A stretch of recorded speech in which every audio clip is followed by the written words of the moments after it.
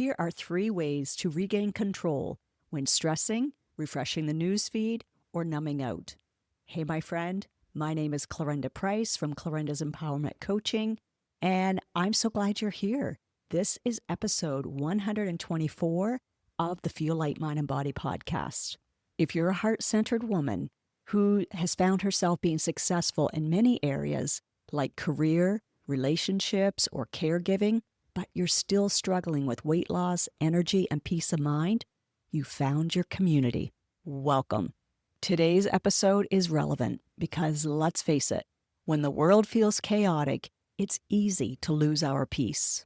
When things around us feel unsettled or uncertain, our nervous systems go on high alert. You might notice your heart racing, blood pressure rising, some disrupted sleep, or your mind looping in all of the what-ifs. That's your sympathetic nervous system, the part that is fight, flight, freeze, or fawn, kicking in. And lately, maybe it's been doing overtime. If it stays on too long, it starts affecting your sleep, your digestion, your energy, inflammation, and even belly fat because of the extra cortisol release. Right now, social media is filled with so many polarizing posts, contradicting information, and disheartening comments. Unfortunately, it's starting to feel like 2020 again. It's really quite hard to avoid because we need to make informed decisions. But the tension, the emotional turmoil, and the overwhelm is real. And if you found yourself doom scrolling, refreshing the feed or the headline over and over again, spiraling in thoughts of what ifs, or reaching for something to take the edge off, you're not alone. That's why I decided to do this podcast today. If you're listening in real time, the Canadian election is approaching, the U.S. tariffs are escalating, and it's hard to keep up. We can't seem to process the information we're receiving before there's new changes coming our way. I've been hearing from my clients and past clients that even with the tools, it's been a little harder to stay grounded right now. I think we all just want to know what the truth is, and lately the truth just seems more slippery. But today, I'm not here to debate the news, ever. I'm here to check in on you and help you check in to see how this is affecting you and give you 3 ways to help you get back your control. First, let's talk about symptoms. If your sleep is disrupted, your digestion is off, your relationships feel strained, or you're relying more on alcohol, food, or continual scrolling in order to decompress, your nervous system most likely is on high alert and it needs a reset. So let's check in. On a scale of 1 to 10, how overwhelmed would you rate yourself?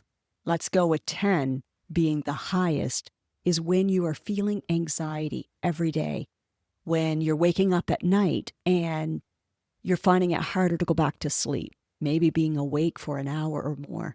You notice that you're over-snacking, or you're using wine more often than not. And in order to shut your brain off at night, you're using medication in order to fall asleep. A 1 might mean that you're balanced, focused, not stress eating, and letting others have their opinions without your blood pressure rising. Maybe you're somewhere in the middle, a 5 or 6. You're managing okay, but you're also noticing those little not so great habits creeping in. Some nights you sleep well, and other nights you scroll extra late, even though you know it's going to mess with your sleep.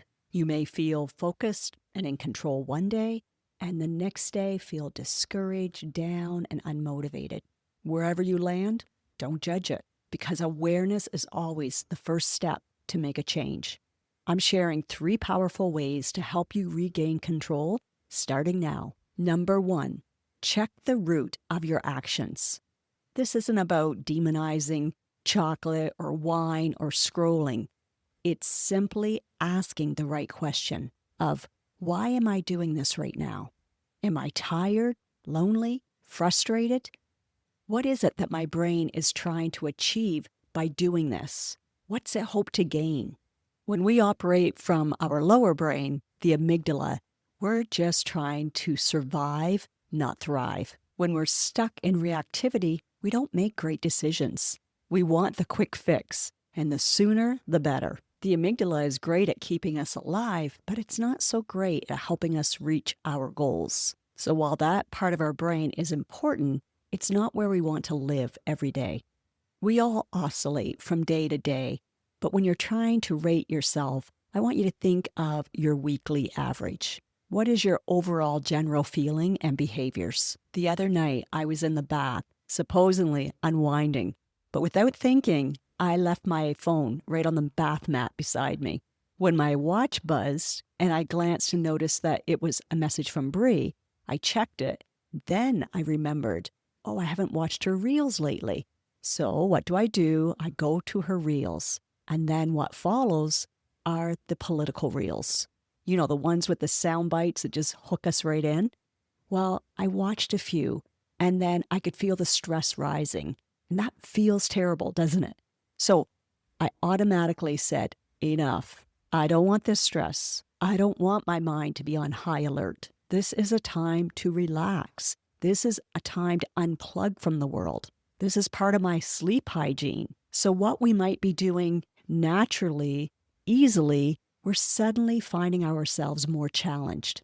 And it's not what we want. We don't want our mind to have to work hard at processing and balancing and trying to figure everything out that we've just watched. We want it to be relaxed and in that restorative state so it can go through into the deep sleep where we're going to repair our bodies and cleanse our minds. If it's so busy trying to sort through what we've just put into it, it's going to be hard to do that. It's going to be hard to get to that stage by the time we want to wake up in the morning. We all do it. But here's the difference that I'm experiencing and those with strategies and tools in place are experiencing. We're able to catch it within 5 minutes or so, rather than it going on for an hour or more, and then suddenly saying enough. And that makes all the difference. And then we have to be intentional. So I unplugged from social media, put on some soft music, washed my face, did a little brain rewiring, some of the exercises that I do, had my prayer time, and then fell asleep. I woke up around 5:30, my natural time, feeling good.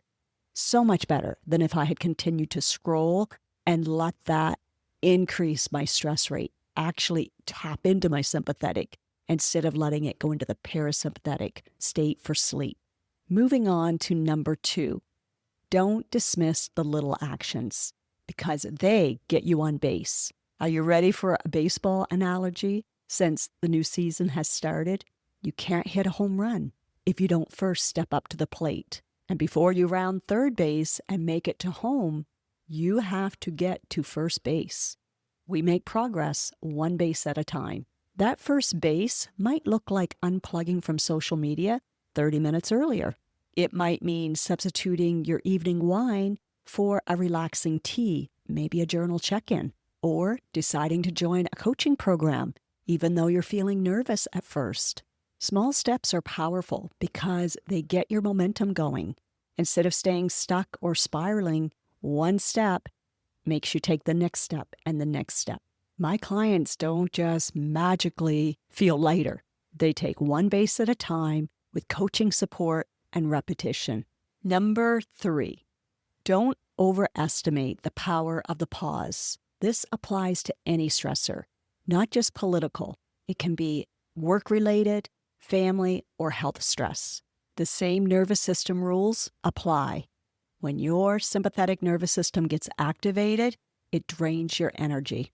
That's why you may notice your patience thins and your cravings increase. Your body is looking for relief. So before you reach for your phone, food, or sip something, anything that's become a habitual comfort, ask, is this feeling still good? Or have I crossed into that too much feeling? We talked about that more in depth in episode 124. It's titled, Why It's So Hard to Stop at One and What to Do Instead. So I encourage you to go back and watch or listen to that, or if you've already watched it, watch it again. You're going to hear it differently this time. That one moment of awareness can change everything. It's not judgment, it's simply curiosity. Then you can ask yourself a great quality question. Something like, what is the kindest thing I can do for myself right now? What would feel most nurturing? then do that instead of doing the impulsive thing. Why?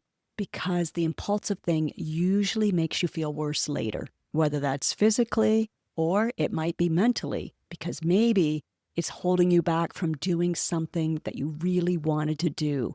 It could be a health goal. It could be a business goal. It could be having that conversation with a family member or friend. And again, please know that you're not alone in this. Lisa, in our coaching session the other week, said that the sessions were so grounding for her, that things could happen through the week, but when she comes here, it's a reset. And looking around at the other ladies on the call, I could see they were like, same here. Life throws us curveballs, but with the right support, we can rise above it. Now, in our groups, we don't talk about world events at all. We focus on what we can control, which is our health, our mind, our body, our thoughts, and actions. We choose what perspective we're going to focus on and what kind of a lifestyle, what kind of a life we want to create, not just on the outside, but internally as well. This isn't like most weight loss or health programs.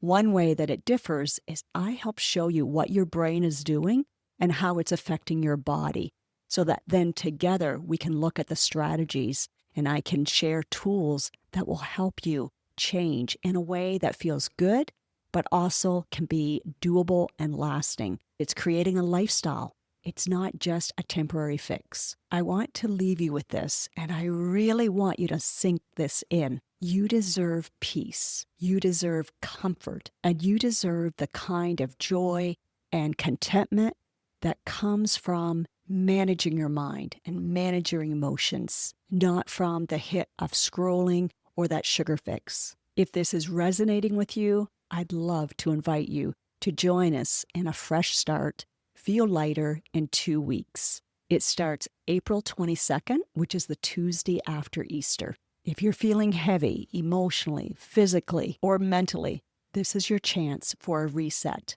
This is a chance to refresh your mind, your body, your soul. This program is a complimentary gift. All you have to do is add in my gift, all lowercase letters and all one word. So MYGIFT. After you click the link that I'll add to the show notes, when you get to the checkout page, you'll enter that code. It'll make it go to 0, and then you'll get an email that's going to take you to the next step. That next step will be checking your email. You're going to receive one that will have everything that you need right there. You're going to find the link to be able to get into your first module of the Feel Light, Mind, and Body program. That's what a fresh start is. It's giving you access to 5 to 7 videos. They're short, they're science-based, as well as coaching support and more resources. It's always a fantastic group of women. And if you can't get on a coaching call live, I always say the replays as well. You can sign in at any time at your convenience. From anywhere in the world, you'll find it in your time zone. And you go through the videos at your own pace. What do you think? Is this your sign or little nudge to get back in the game? Is it your nudge to say, it's time to prioritize myself and give myself a reset? I want to help you reclaim your peace of mind, focus, and control. It's going to feel so much better. What if we're focusing on what we can control, our health, rather than let ourselves be distracted by something that within a month or so, the decision will be made one way or the other, but also where will our health be at that point? Will we be continuing to let the cortisol rise in our bodies and it being unhealthy internally? Are we going to continue to put ourselves in a stress state, or are we going to take control? Maybe right now you're like, yes, I know I need this. Well, think about who else in your life might need it and invite them, especially where it's free. I only offer this, a fresh start, Feel Lighter, in 2 weeks, a few times a year. And this is my first time offering it for free. But I've been noticing on social media, in my social circle, as well as even with past clients, they're reaching out to me and saying, this is tough right now. This is a tough season. And I want us to focus on our health again. Let's cut through the noise. let's turn inward. Let's increase our immunity, increase our health so that we can deal with whatever life throws our way. And hey, if we're going to think about whether it's good or bad, and we're just using our imagination because we really don't know, I encourage you to focus on what is possible that is good. Might as well. Otherwise, we're adding even more stress to who knows what the outcome will be. As a healthy distraction, start to think about how you want to feel and look this summer. Visualize yourself around the pool or going to an ocean cottage somewhere and just feeling more free, peaceful, and at ease in whatever you're wearing. Having energy and feeling lighter mentally and physically just allows us to show up better for everyone else, including ourselves, and also to increase the joy of the experience, whatever that is. No one can do this for you. No one can decide for you. And that's great news because then we get to feel that sense of accomplishment. We get to feel proud of ourselves. And we get to stomp on those myths that are holding us back. Things like, it's too hard. Oh, I failed in the past. I can't do this. This won't last. I challenge you. Join us. A fresh start. Feel lighter in 2 weeks. And if you don't, well, guess what? You tried. But if you play full out, I know you will because I've watched it happen for hundreds of women. Those that are signed up now are getting excited. I have new faces, new names, I should say. I haven't seen a face yet, as well as previous clients saying, okay, I need this again. I want back in. So bring a friend, and I hope to see you inside. And until next week, make it a great one.